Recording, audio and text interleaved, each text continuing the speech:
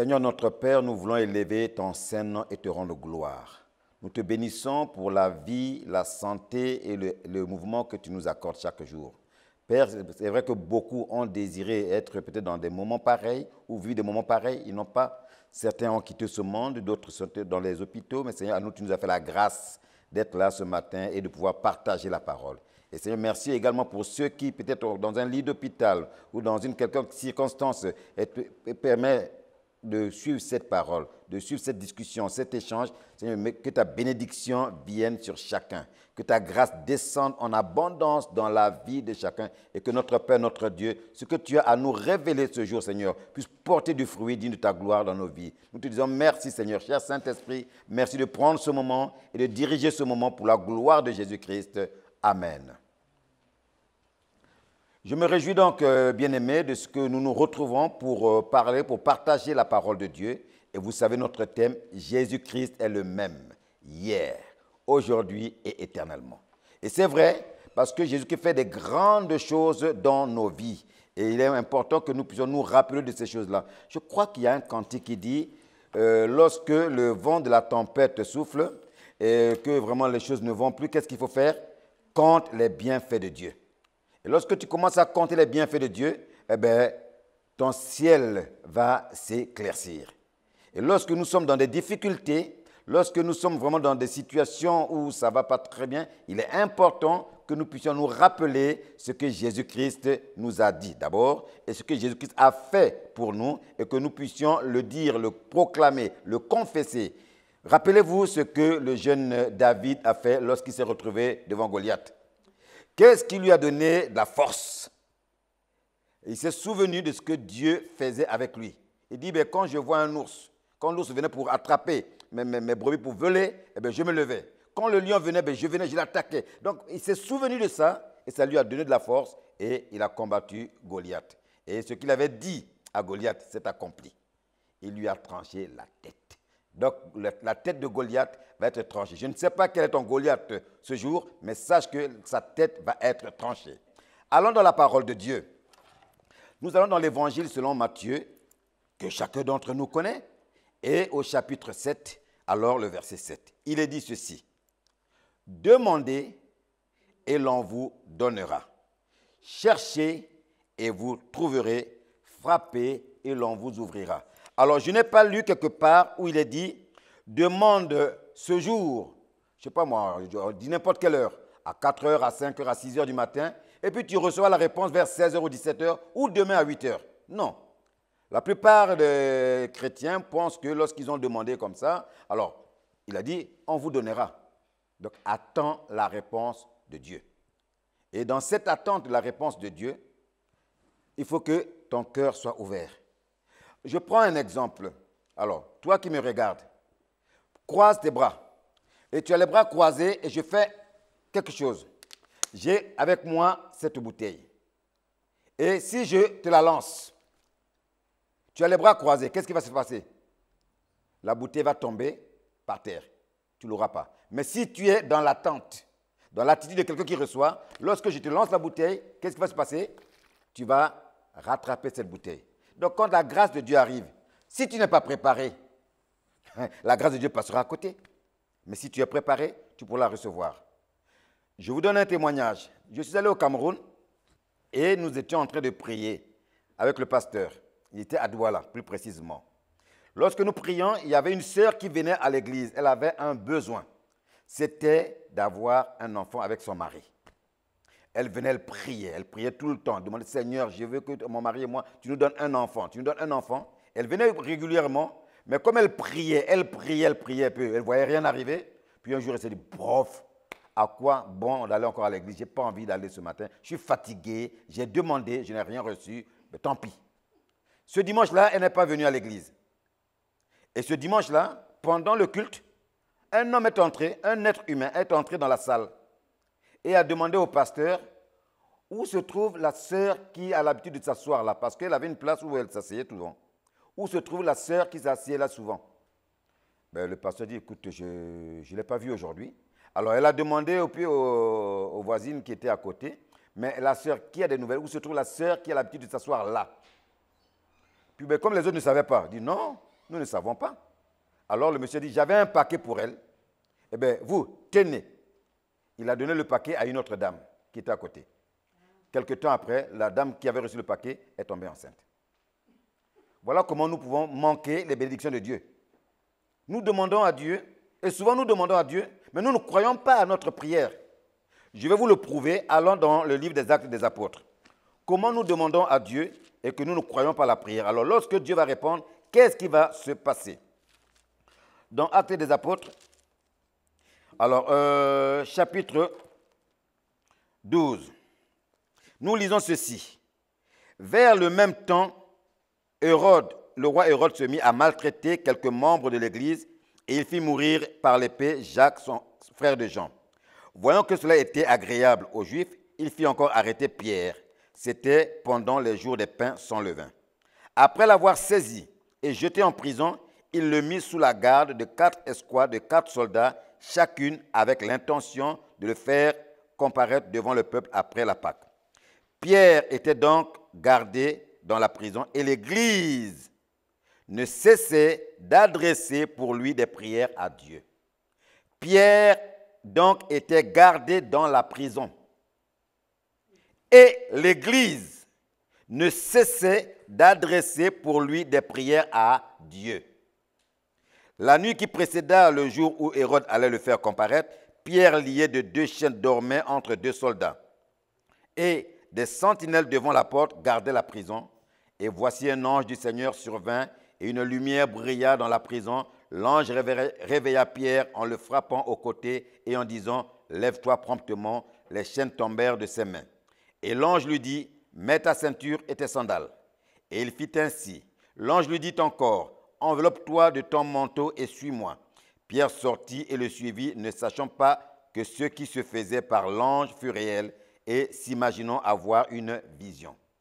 Lorsqu'ils eurent passé la première garde, puis la seconde, ils arrivèrent à la porte de fer qui mène à la ville et qui s'ouvrit d'elle-même devant eux. Ils sortirent et s'avancèrent dans une rue. Aussitôt, l'ange quitta Pierre. Revenu à lui-même, Pierre dit, « Je vois maintenant d'une manière certaine que le Seigneur a envoyé son ange et qu'il m'a délivré de la main d'Hérode et de tout ce que le peuple de Juifs attendait. » Après avoir réfléchi, il se dirigea vers la maison de Marie, mère de Jean, surnommée Marc, où beaucoup de personnes étaient réunies et priaient. Il frappa à la porte du vestibule et une servante nommée Rhode s'approcha pour écouter. Elle reconnut la voix de Pierre et, dans sa joie, au lieu d'ouvrir, elle courut annoncer que Pierre était devant la porte. Verset 15. Ils lui dirent, « Tu es folle. Tu es folle. » Mais elle affirma que la chose était ainsi. Et ils dirent, « Mais c'est son ange. » Pour eux, d'ailleurs, Pierre n'existe plus, il est déjà transformé en ange. C'est son ange. Cependant, Pierre continuait à frapper. Ils ouvrirent et furent étonnés de le voir. Ils priaient pourquoi? Ils adressaient des prières à Dieu pourquoi? Pour que Dieu délivre Pierre. Lorsque Dieu délivre Pierre, il y a un témoin qui est là, qui était avec eux, qui dit non, c'est la voix de Pierre. Il dit, tu es folle. Tu as encore peut-être bu un peu de schnapps. Je ne sais pas quoi. Non, ça ne va pas, Rod. Ou alors tu as trop de vision. Et Pierre a insisté. Et Pierre insiste. D'abord, il dit, mais non, ce n'est pas lui. C'est certainement son ange. Ou alors, c'est son fantôme. Ah bon? Vous l'avez déjà transformé comme ça? Alors qu'il est bien dit qu'ils étaient ensemble dans la maison en train d'adresser des prières à Dieu. Et lorsqu'ils voient Pierre, ils sont étonnés. Et beaucoup sont comme cela. Ils crient à Dieu. Ils prient Dieu, mais ils ne croient même pas à leurs prières. Ils ne croient pas que Dieu est capable d'exaucer leurs prières. Et lorsque l'exaucement arrive, ils sont étonnés. Oui, mais pourquoi tu as prié Dieu? Pourquoi? Puisque nous l'avons lu, Jésus a dit, demandez et l'on vous donnera. Cherchez et vous trouverez. Frappez et l'on vous ouvrira. Pierre a insisté parce qu'il connaissait cette parole. Bien qu'on ait dit à Rhode qu'elle est folle, Bien que les autres n'ont pas cru qu'ils aient transformé déjà Pierre en un ange, Pierre, la Bible déclare que Pierre a insisté à frapper à la porte. Le verset 7, cependant Pierre continuait à frapper. Alors ils ouvrirent et furent étonnés de le voir. Pierre, leur ayant de la main fait signe de se taire, leur raconta comment le Seigneur l'avait tiré de la prison. Et il dit, annoncez-le à Jacques et aux frères. Puis il sortit et s'en alla dans un autre lieu. Il est important, bien-aimés, que nous commencions à croire la parole de Dieu. Il est important que nous commencions à croire Dieu, que ce qu'il dit, il est capable de l'accomplir. Jésus-Christ est le même hier, aujourd'hui et éternellement. Quand il dit quelque chose, peut-être toi et moi, nous n'avons pas les mêmes capacités d'accomplir ce que nous disons parce qu'en tant qu'humains, parfois nous faisons des promesses. Et il peut arriver une circonstance qui fait que nous ne puissions pas accomplir la promesse. Qu'est-ce qu'on fait? Si nous sommes honnêtes, nous nous excusons auprès de la personne. Dit, écoute, je t'avais promis telle ou telle chose, mais il est arrivé une situation, un imprévu qui fait que je ne peux pas accomplir ma promesse. Désolé, excuse-moi. On reporte à une prochaine fois. Mais Jésus a dit quoi? Il a dit que ton oui soit oui, que ton non soit non. Quand Jésus dit quelque chose, qu'il pleuve, qu'il vente, qu'il neige, il l'accomplit. Il le fait. Il n'est pas comme toi et moi qui sommes des humains, qui à cause d'un concours de circonstances, on peut changer d'avis. Quand il dit que c'est vert, ça sera vert. Que tu le veuilles, que tu ne le veuilles pas. Il a dit demandez et l'on vous donnera. C'est sûr, crois-le. Donc demande, crois-le et il te donnera. Si tu ne veux pas le croire, à quoi ça sert de demander? Et c'est souvent notre incrédulité qui nous fait passer à côté de la grâce et de la bénédiction de Dieu. Parce que nous venons à Dieu. Rappelez-vous, on vient à Dieu, on parle, puis on se lève, et puis on s'en va. Souvent également, beaucoup de chrétiens, beaucoup d'enfants de Dieu viennent à la prière. Prient le Seigneur. Demandent quelque chose à Dieu, n'attendent pas la réponse de Dieu, se lèvent et s'en vont. Lorsque Dieu répond, il n'y a plus personne. La réponse de Dieu vient dans le vide. Or, comme j'ai l'habitude de dire, pour moi, le Seigneur est un PME, partisan du moindre effort. C'est-à-dire qu'il est monsieur anti-gaspi. Donc, s'il voit que sa parole ne va pas tomber, à quoi ça sert de la donner? Une réponse. Tu as prié, tu attends une réponse, et puis tu n'es pas là pour recevoir la réponse. À quoi ça sert que je donne la réponse? Parce que si je la donne, elle va tomber dans les mains de quelqu'un qui n'a pas demandé. Est-ce que la personne qui n'a pas demandé saura en prendre soin? Je n'en sais rien. Je n'en sais rien, seul le Seigneur le sait. Donc, demandez et l'on vous donnera. Cherchez et vous trouverez. Frappez et l'on vous ouvrira. Alors, j'aimerais seulement dire une chose. Un jour, j'étais en train de chercher du travail.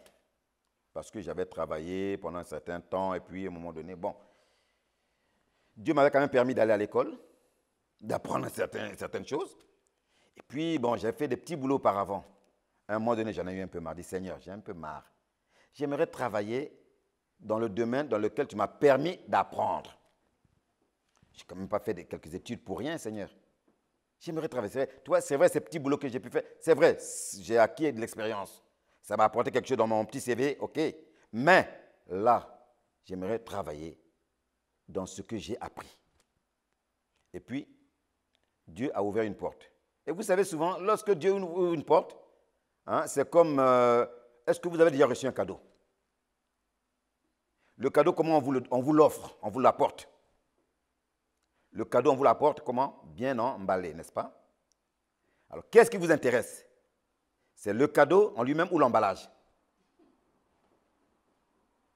Donc, c'est plutôt le cadeau, mais pas l'emballage. Mais pourtant, on vous l'apporte dans un emballage. Et lorsque Dieu agit, lorsque Dieu nous bénit, souvent, c'est comme ça. Voyez-vous? Il intervient et il apporte le cadeau, mais il est tellement poli avec nous, le Seigneur, qu'il emballe le cadeau. Alors, je reviens donc à mon témoignage. Je cherche un travail et puis je prends un journal, je vois, c'est écrit, tiens, je cherche quelqu'un, je vais postuler. J'arrive dans cette société, Nous étions près de 10 ou 12 personnes qui postulions pour ce poste-là. Et puis, je suis arrivé à 8h30. Je suis arrivé jusqu'à midi, midi un quart. Le groupe de personnes qui étaient avec moi, les gens partaient au fur et à mesure, ils étaient reçus, partaient. Puis bon, moi j'étais là. Je ne sais pas pourquoi, j'étais patient, je n'ai rien dit, j'étais là. Et puis je suis resté tout seul. Tout le monde était parti, depuis un certain temps déjà. Alors je vois un monsieur qui descend. C'est par la suite que j'ai su que c'est le chef de service. Il me regarde, j'étais assis dans le couloir. Bonjour monsieur, il dit bonjour. Qu'est-ce que vous faites là? Moi, je suis venu pour répondre à l'annonce. Ah, on vous avait oublié. Bon, allez, c'est pas grave, attendez. Le monsieur est parti dans un autre bureau, faire ce qu'il a à faire. Bon, venez. Et finalement, mon entretien, au lieu de durer un quart d'heure, il a duré 3 quarts d'heure. Et puis on m'a dit, comme on était pratiquement à la fin de l'année, il dit, écoutez, revenez le 8 janvier et puis on verra. Donc j'ai été... D'abord, avant de sortir de là, quand nous avons eu à parler avec le monsieur, il m'a présenté la société, comment c'était, tout, puis après nous avons parlé bien sûr du salaire. Ça m'a intéressé, et puis tout d'un coup, une parole m'est venue à l'esprit. Ce que Dieu a dit à Josué. Dieu a dit à Josué, tout lieu que foulera la plante de tes pieds, je te le donne comme territoire. J'ai dit, Seigneur, j'ai saisi cette parole. J'ai demandé au monsieur, où est-ce que se trouvent les toilettes? Parce que dans les toilettes, vous êtes tout seul, hein? Vous ne êtes pas dérangé. Vous êtes au moins sûr et certain que personne ne viendra vous casser les pieds là-dedans. Il m'a dit, les toilettes se trouvent à tel endroit. Je suis allé dans les toilettes, je me suis déchaussé. Il dit, Seigneur, tu as dit, tout lieu que foulera la plante de tes pieds, donc cette société, Seigneur, c'est mon territoire. Mes pieds foulent ce territoire. Et au nom de Jésus-Christ, je le prends. Nous étions au mois de décembre. Je suis parti. Au mois de janvier, je reviens. Entretien, et j'ai été embauché dans cette société-là. Alors, une petite particularité, c'était une société américaine. Sur 1200 employés dans toute la France, j'étais le seul technicien noir. Lorsque mes collègues sont venus, je dis, mais attends, comment tu as fait pour être embauché dans cette société? Je dis, mais c'est mon père qui a fait. Ton papa? Il dit, oui. Il est connu. Je dis, non, c'est moi qui l'ai connu. Il a le bras long et musclé. Ah bon? Alors, il croyait que je parlais de mon père biologique. Moi, je parlais de mon père céleste. Alléluia. Donc, mon père m'a ouvert les portes parce que je me suis appuyé sur sa parole. Pas sur ce que je pouvais voir. Parce que, humainement parlant, je n'avais peut-être pas. Puisque de tous ceux qui étaient là, je vous dis, de tous les candidats qui étaient là, j'étais le seul qui n'était pas blanc. S'il faut utiliser ce terme-là. Certains comprendront. Donc, j'arrive, je suis embauché dans cette société. Et j'ai dit au Seigneur, je resterai dans cette société jusqu'au moment où toi-même tu voudras que je parte. Et je suis resté, j'ai fait plus de 10 ans dans cette société. J'ai travaillé comme je voulais. Alors, j'aimerais vous dire une chose également, c'est que la grâce de Dieu, Dieu ne pourra jamais nous conduire dans un endroit où sa grâce ne sera pas avec nous. Qu'est-ce qui s'est passé? Je venais à peine d'être embauché, je n'avais pas une grande expérience, mais à peine d'être embauché, on m'envoie parce que c'est une société qui s'occupait de la cryogénie et tout ça, donc aller dans un hôpital, un grand hôpital à Paris, le 15-20, et là où on fait les scanners, donc pour remplir le réservoir de scanners. Je suis parti, j'ai dit, bon, le responsable du service m'a donné quelques directives, il dit, allez-y, il dit, Seigneur, ça c'est ce que l'homme m'a donné, moi je ne connais pas grand-chose, mais je compte sur toi pour me donner de l'intelligence pour savoir comment faire. Et on était à la veille d'un long week-end. Or, vous savez que beaucoup de gens, surtout en France, quand c'est un long week-end, hein, on s'en va. Il n'y avait pratiquement personne. Donc, écoutez, monsieur Cody, c'était à vous. J'ai dit, OK. Donc, je suis parti de là. Et quand je suis arrivé sur place, la première des choses que j'ai eu à faire, j'ai prié pour remettre ça entre les mains du Seigneur. J'ai fait le travail qu'il y avait à faire. De 15 heures, je suis sorti là à pratiquement 1 heure du matin. Le lendemain, j'ai appelé mon chef de service qui était en week-end et je lui ai dit, il était tellement content qu'il a fait un mot pour dire à notre directeur général ce qui s'est passé et l'article est sorti dans le journal. Les gens ne comprenaient pas. Et puis il me dit, mais comment tu as fait? Non seulement ça, à la fin de l'année, nous avons été augmentés de 700 francs. On était à l'époque du franc. 700 francs à la fin de l'année. Chose incroyable. Dis-moi, parce qu'il a fait ça. Je dis gloire à Dieu. Donc, pour dire que nous avons pu arriver là. Pourquoi? C'est la parole de Dieu. Quand Dieu dit une parole, il est important que nous puissions la saisir et agir selon cette parole-là. Ne commençons pas à raisonner. Ne commençons pas à philosopher. C'est la parole de Dieu. Elle est claire, nette et précise. Allons donc dans le livre de Jérémie. Jérémie chapitre 1. Alors, on va aller verset 8 et verset 9. Qu'est-ce qui est dit? En Jérémie 1, vous connaissez, je ne vous apprends rien. Jérémie 1, verset 8 et 9, il est dit ceci. Verset 8. Ne crains point, car je suis avec toi pour te délivrer, dit l'Éternel. Et il dit, puis, verset 9, l'Éternel étendit sa main et toucha ma bouche. Et l'Éternel me dit, voici, je mets mes paroles dans ta bouche. Je mets mes paroles dans ta bouche. Allons beaucoup plus loin, Jérémie chapitre 5 et le verset 14. C'est pourquoi ainsi parle l'Éternel, le Dieu des armées. Parce que vous avez dit cela, voici, je veux que ma parole dans ta bouche soit du feu, et ce peuple du bois, et que ce feu les consume. Il n'a pas dit, je veux que ma parole dans ta bouche soit comme du feu, ressemble à peu près à du feu. Il dit, je veux que ma parole dans ta bouche soit du feu, point. Amen. Pas comme du feu, pas apparenté à du feu. Et souvent, c'est ce que nous on fait. C'est ce que les chrétiens ont fait dans Acte 12. Ils crient à Dieu, ils prient Dieu. Peut-être qu'il va nous exaucer. Et ils ont dû peut-être formuler, voyez un scénario, la façon dont ils seront exaucés. Vous vous rappelez de ce général syrien, Naaman? Lorsqu'il est venu voir le prophète, il avait fait son petit scénario. Il dit, ben, je vais arriver, bon, moi je me suis dit, je vais venir, mais comme il sait que je suis général, je ne suis pas n'importe qui quand même. Hein? Et je suis quand même, comment on dit ça dans le langage militaire, je crois que c'est l'aide de camp du roi. Donc, quand il viendrait, il ferait comment dire ça, une allée, tu vois, une aire d'honneur. Il dirait, oh, allez, voilà un grand homme qui arrive là-bas. Nous aimons ça, nous les hommes, n'est-ce pas? Mais non. Il arrive et puis le prophète dit, allez lui dire. Il ne s'est même pas présenté, il dit, allez lui dire qu'il allait se jeter 7 fois dans le Jourdain et puis il sera purifié. Il dit, attends, mais il exagère, attends, il ne sait pas qui je suis. Il n'a pas entendu parler de moi. Ça veut dire quoi? Il était même fâché. Et les gens lui ont dit, attends, si on t'avait demandé une chose difficile, tu te serais battu pour le faire. Moi, on te demande une chose simple, fais-le. Donc ici, il est dit, Dieu dit, je veux que ma parole soit dans ta bouche. Je veux que ma parole dans ta bouche soit du feu. Je veux, je décrète, je décide, j'ordonne et je valide.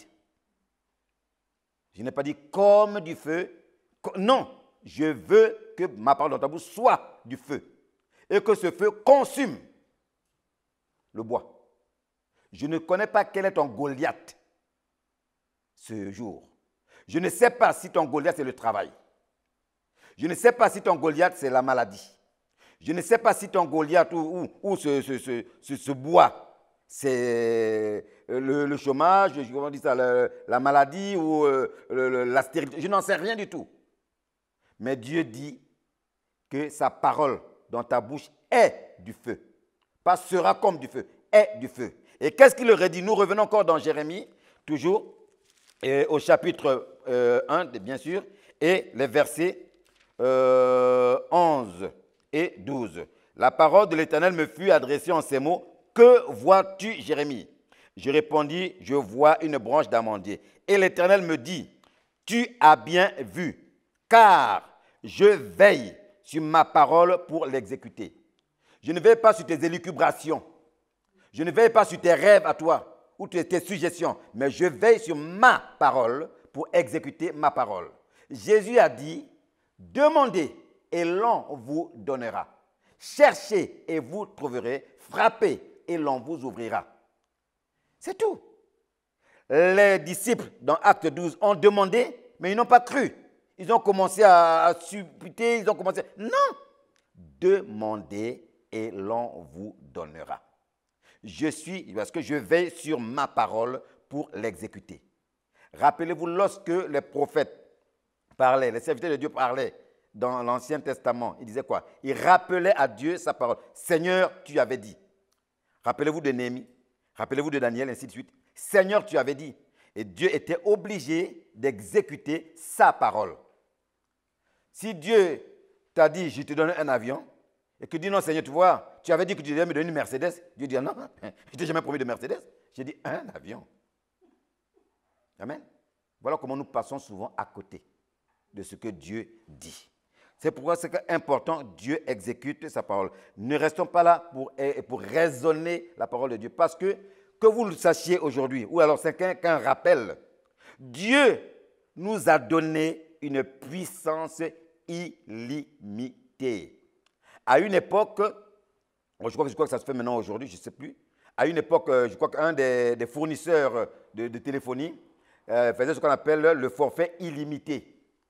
Donc, avec ce forfait, tu pouvais appeler tout le temps. Et beaucoup de gens ont pris ce forfait illimité. Puisque au début de la téléphonie mobile, tu avais un forfait, tu payais tant d'heures pour tant d'argent. Et là, c'était illimité. Tout le monde s'est donné à cœur joie au point où, puisque cet opérateur vient d'arriver sur le marché français, il a eu énormément de clients parce que tout le monde voulait l'illimité. Dieu nous donne l'illimité, mais nous ne savons pas l'utiliser. Ou nous ne voulons pas l'utiliser. Je m'explique. Allons dans la parole de Dieu, dans l'Évangile selon Matthieu, chapitre 21. Voilà ce qui est dit en Matthieu, chapitre 21. Et donc, à partir du verset 18. Matthieu 21, verset 18, Dieu nous parle. Et qu'est-ce qu'il nous dit? Jésus qui nous dit quelque chose de très, très important. Il est bon que nous puissions prendre acte de cela. Matthieu 21, à partir du verset 18. Le matin, en retournant à la ville, c'est-à-dire Jésus, eut faim. Voyant un figuier sur le chemin, il s'en approcha, mais il ne trouva que des feuilles et il lui dit, que jamais fruit ne naisse de toi. Et à l'instant, le figuier sécha. Que jamais fruit ne naisse de toi. Et à l'instant, le figuier sécha. Les disciples qui virent cela furent étonnés et dirent, comment ce figuier est-il devenu sec en un instant? C'est pas croyable. Jésus leur répondit, je vous le dis en vérité, si vous aviez de la foi et que vous ne doutiez point, non seulement vous ferez ce qui a été fait à ce figuier, mais quand vous diriez à cette montagne, ôte-toi de là et jette-toi dans la mer, cela se ferait. À une condition.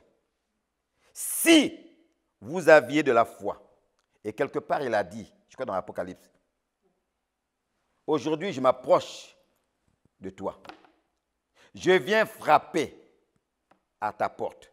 Si tu entends ma voix, si tu ouvres la porte, ça veut dire que Dieu ne veut pas travailler tout seul dans ta vie. Il ne va pas s'imposer dans ta vie, il veut ta collaboration.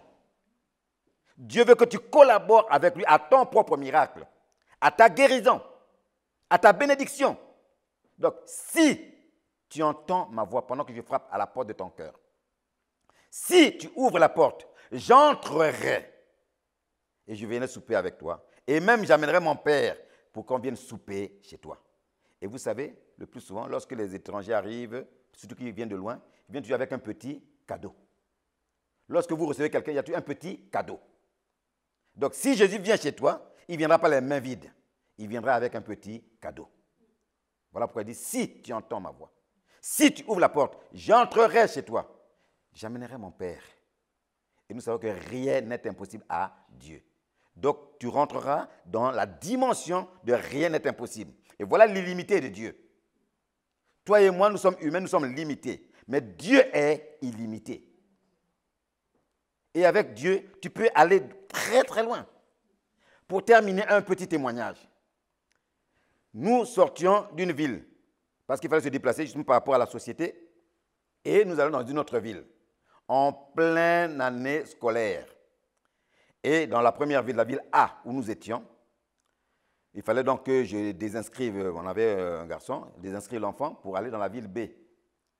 Et j'arrive à la mairie de la ville B, je fais les démarches en amont. On me dit, écoutez, monsieur Cody, c'est bien, mais vous savez, à cette période de l'année, il n'y a pas beaucoup de départs, il n'y a pas, vous n'avez pas de place. Bon, toutefois, on peut vous mettre sur la liste d'attente. J'ai dit, madame, mettez-moi sur la liste d'attente. Vous l'avez dit, mettez-moi sur la liste d'attente. Et elle m'a écrit sur la liste d'attente. Je suis revenu, je me suis mis à prier, dit, Seigneur, tu as dit que je demande. Lorsque nous allons quitter la ville A pour aller dans la ville B, donc nous quitterons Trappes pour aller à mon repas, Seigneur, mon fils doit avoir une place à l'école, à la maternelle. Et je veux que cette place lui soit attribuée. Bien aimé, j'ai fait les démarches. J'ai prié, je me suis arrêté là-dessus. Je dis, Seigneur, j'attends ta réponse. 3-4 jours avant qu'on ne déménage, la mairie m'appelle pour dire, monsieur Cody, il y a une place qui s'est libérée pour votre... Il n'y a qu'une seule place, elle s'est libérée pour votre fils. Je dis, mais bien sûr, où est le problème? J'ai un Dieu, je crois en Dieu. Mais comment vous avez fait? Je dis, madame, ça c'est entre lui et moi. Et nous sommes arrivés. Et écoutez, l'humour du Seigneur, l'école de notre fils était de l'autre côté de la rue. Donc nous n'avions qu'à traverser la rue, on laissait le gamin à l'école. Point final. Voilà ce que Dieu est capable de faire. L'illimité de Dieu. Demandez et l'on vous donnera. Cherchez et vous trouverez. Frappez et l'on vous ouvrira. Jésus-Christ est le même, hier, aujourd'hui et éternellement. Alors, quelle est la situation dans laquelle tu te trouves, bien-aimé?